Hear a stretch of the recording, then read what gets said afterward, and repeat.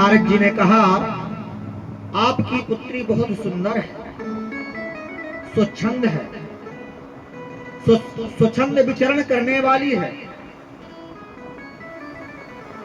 महाराज, यह आपकी पुत्री सभी लक्षणों से संपन्न है। इनका नाम उमा, अंबिका, भवानी इत्यादि से संबोधित किया जाएगा। जो आपकी पुत्री का स्मरण करेगा वे संसार के कष्टों को निवारण करने वाली तुम्हारी पुत्री होगी। आपके पुत्री के नाम से सभी अपने धर्म परायण होकर के अपने धर्म आचरण पर चलेंगे। लेकिन कुछ दो चार अवगुण तो सब में ही होते हैं। बोले महाराज, अवगुण क्या है मेरी पुत्री में, ये तो बताइए। बोले अवगुण क्या है? नारद जी ने कहा, अवगुण बस एक ही है।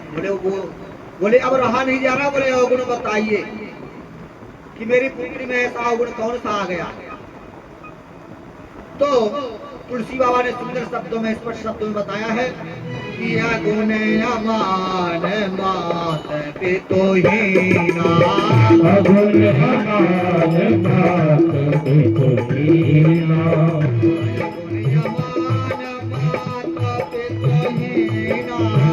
अगुण अमान मात पितुहीना,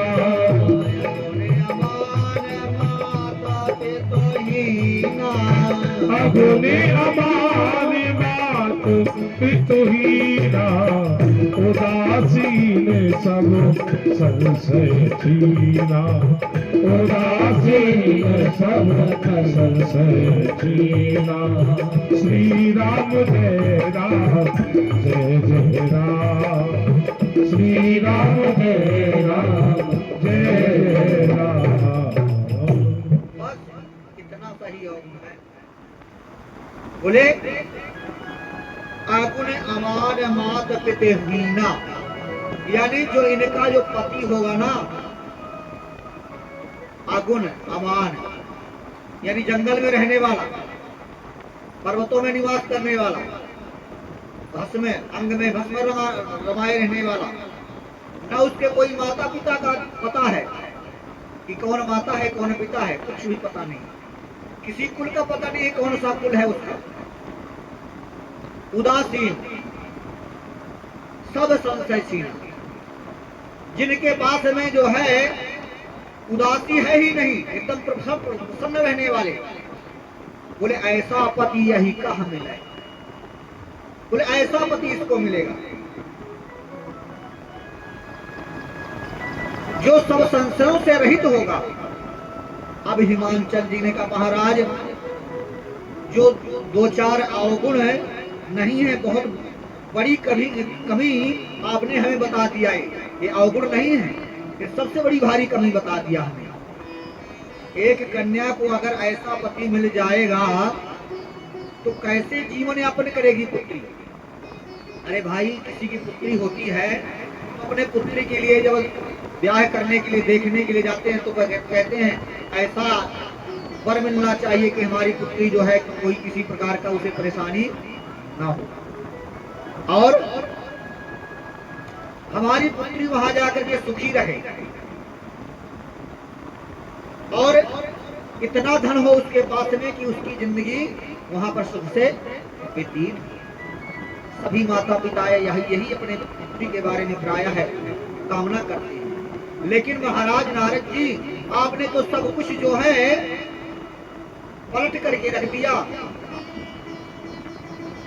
नारद जी ने कहा, मैं उपाय बताए दे रहा हूं, कोई बात नहीं है, अवगुण तो है लेकिन इसके लिए छोटा सा उपाय बताए दे रहा हूं। अगर इस उपाय को अगर कर लेंगे तो शायद यह है दोष निवारण हो जाए, वर तो मिलेगा ऐसा ही, इसमें कोई दो राह की बात है। लेकिन मैं वर के जो जो दोष गिनाए हैं वो सारे दोष मैं सिर्फ भोले बाबा शिव शंकर पे ही मुझे दिखाई दे रहे हैं। अगर इनका विवाह भगवान भोलेनाथ के साथ हुआ तो दोषो गुण सब कह सब कोई, ये तो जो दोष है ना, सभी गुण दोष जो हैं पर दोषों में परिवर्तित हो जाएंगे, सारे दोष नष्ट हो जाएंगे। क्योंकि तुलसी के रामायण में लिखा है कि समर्थ को नहीं दोष गोसाई, समर्थ को नहीं दोष गोसाई, समर्थ को नहीं दोष गोसाई, समर्थ को नहीं दोष गोसाई,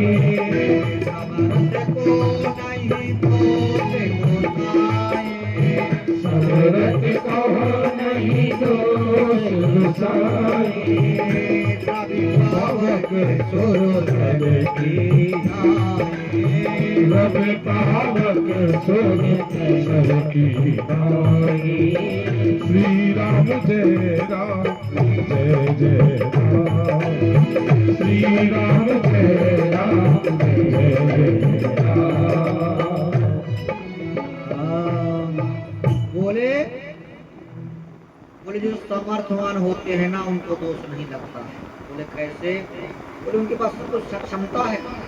अरे गंगा जी में जो है कितने लोग स्नान करने के लिए जाते हैं, कितने पापी वहाँ जो है अपने पापों को छोड़ करके आते हैं, लेकिन गंगा मैया सबके पापों को अपने चरणों में समाहित कर देती है। लेकिन गंगा कभी अपवित्र नहीं होती।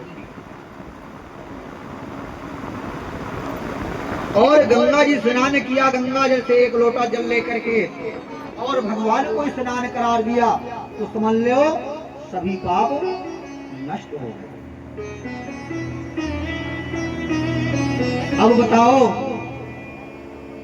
आप लोगों में से कितने लोग गंगा जी में से गंगा जल लेकर के भगवान में स्नान कराया है? सभी ने कराया है। चलो और आगे करवाना है। जो गंगा जी से जल लेकर के भगवान को अभिषेक करता है, भूत भावन भोले बाबा का अभिषेक लेकर के करता है, समझ लो कि भाभी ही नेट सकत पुरारी। अगर हमारे अंदर दुर्भाग्य की रेखाएं हैं, वो दुर्भाग्य की रेखा मिट जाती है और अशुभ रेखाएं हमारे मस्तक में प्रादुर्भाव होता है और फिर सुंदर सौभाग्य सुख संपत्ति आदि की प्राप्ति। इसलिए बोले गंगा जी से जल तो ले आएंगे, लेकिन अभिषेक भी तो करवाना है। फिर अभिषेक कौन करवाएगा? बोले पंडित जी करवाएंगे अभिषेक। बोले तो पंडित जी अभिषेक करवाएंगे तो दक्षिणा भी देनी पड़ेगी, तो बहुत बड़ा कार्य हो गया। उधर जो है गंगा जी भी जाना पड़ेगा, वहां भी पैसा खर्च होगा और यहाँ अभिषेक कराने पंडित जी की दक्षिणा और देनी पड़ेगी। तो बोलो कौन अभिषेक करवाएगा? कहते हैं अभिषेक अब कौन करवाएगा? बोले कहते हैं ना कि सुर नर मुन की आई रीते, सुर नर मुन की आई रीते, सुर नर मुन की आई रीते, सुर नर मुन की आई रीते, स्वार्थ लाभ करने सब प्रीते, स्वार्थ लाभ करे सब प्रीति, स्वार्थ लाभ करने सब प्रीते। श्री राम जय राम जय जय राम, श्री राम जय राम जय जय राम, श्री राम जय राम जय जय राम, श्री राम जय राम जय जय राम, जय जय राम जय जय राम। अब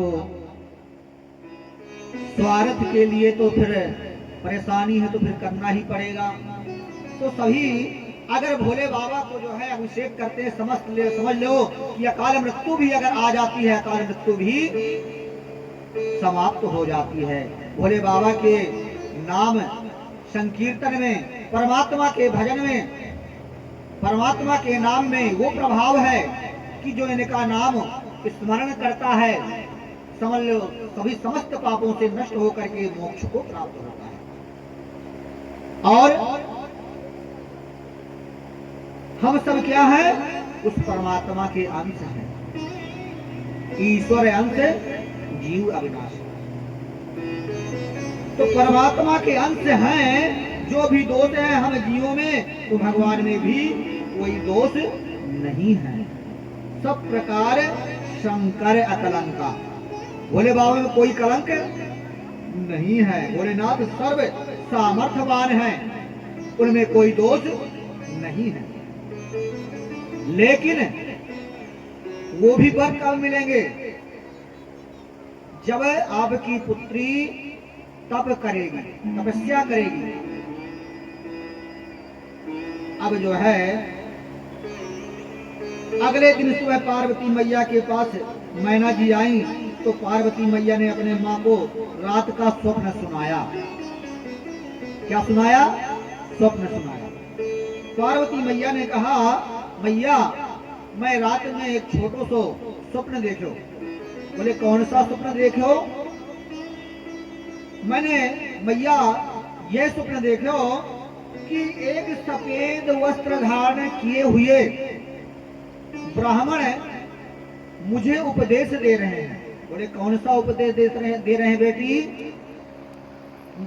मुझे आज्ञा दे रहे हैं कि हिमांचल जी, सुनैना जी के नेत्र सजल हो गए कि तुम्हारी पुत्री जो है जब तपस्या करेगी और तपस्या करके जब जाकर के उनको वर प्राप्त होगा, और मुझे तप करने के लिए प्रेरित किया है, और प्रेरित करके मुझे तप करने के लिए विदा किया है। पार्वती मैया शिव की आराधना के लिए बोले मैया मैं अब जंगल में जाकर के तपस्या करूंगी। अब माता पार्वती जो है तपस्या करने के लिए जाने के लिए तैयार होती है, लेकिन किसकी माँ है कि जो जंगल जाने के लिए अपने पुत्री को अकेले भेज दे। अब जो है माता पार्वती कह रही है मैं जाकर के तपस्या करूंगी। मैना कह रही नहीं बेटी, कहीं जाने की आवश्यकता नहीं है। अब जो है माता पार्वती ने देखा कि मां मुझे ऐसे जाने देने वाली ना है, फिर कहा करना चाहिए? बोले कुछ ना कुछ तो करना ही पड़ेगा। अब माता पार्वती ने क्या किया? जिस दिन माता पार्वती ने अपने भवन को त्यागा था, वे भाद्रपद की कृष्ण पक्ष की तृतीया की हड़ताल का व्रत। सखी माता पार्वती चिंतित थी और चिंता में बैठी हुई थी। सखी आई, सखी ने कहा कि अरे सखी ऐसी चिंतित क्यों दिखाई दे रही है? सखी ने कहा, पार्वती माँ ने कहा बहना और तो कोई चिंता नहीं है, मैं तपस्या करने के लिए जाना चाहती हूँ, लेकिन माँ और पिताजी जाने से मना कर रहे हैं। बोले बस ये छोटी सी बात, इसको तो मैं पूरी किए देती हूँ। वह कृष्ण पक्ष की तृतीया हरतालिका के दिन माता पार्वती को चुरा करके, माता पिता से चोरी करके, चुपके से निकल करके जो है सखी हर करके ले गई और जाकर के जंगल में जाकर के रख दिया। इसलिए इस व्रत का नाम हरतालिका पड़ा। अब जो है माता पार्वती की तपस्या वहां पर प्रारंभ हो गई। अब माता पार्वती ने सुंदर तप किया और तप करते करते जो है कई साल व्यतीत हो गए, बहुत समय निकल चुका। अब माता पार्वती का सिर्फ एक ही नियम था, भोले बाबा की प्रतिमा को मिट्टी को गूंद करके प्रतिमा को बनाना, प्रतिमा बना करके सुंदर उनका माता गंगा जी में जाकर स्नान करना, स्नान करके जल को लाना और फिर उनका अभिषेक करना, उनकी आराधना करना।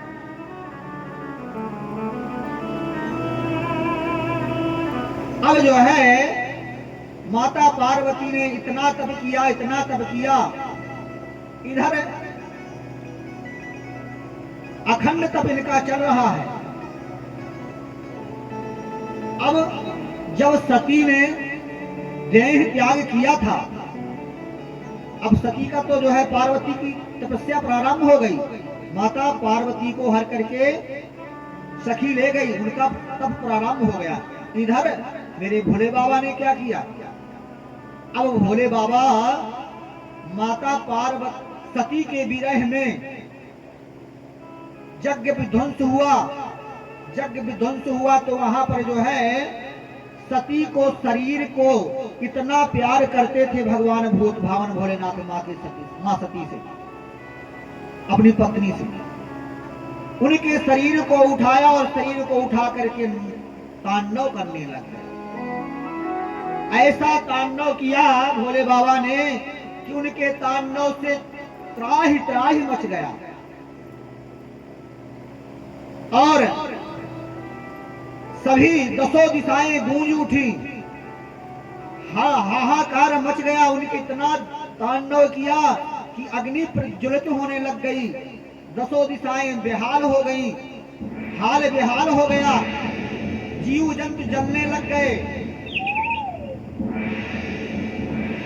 सभी जो है बोले अब क्या करना चाहिए, बोले भगवान नारायण के शरण में जाना चाहिए, बोले वही रक्षा कर सकते हैं।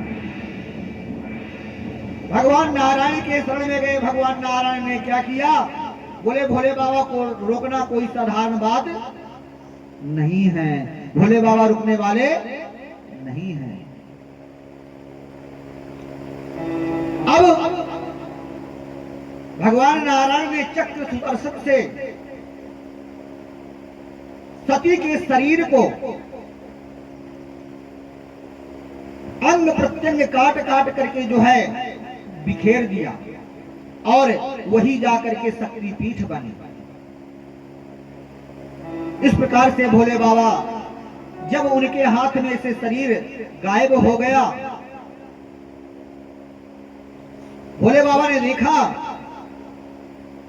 कि सती तो मेरे हाथ में है ही नहीं। अब जो है उनको वैराग्य उत्पन्न हो गया। तुलसी रामायण में तुलसी बाबा ने सुंदर शब्दों में लिख दिया है कि मैंने पार्वती का चरित्र कहा, अब भोले बाबा का विरह सुन लीजिए। उमा चरित सुंदर मैं गावा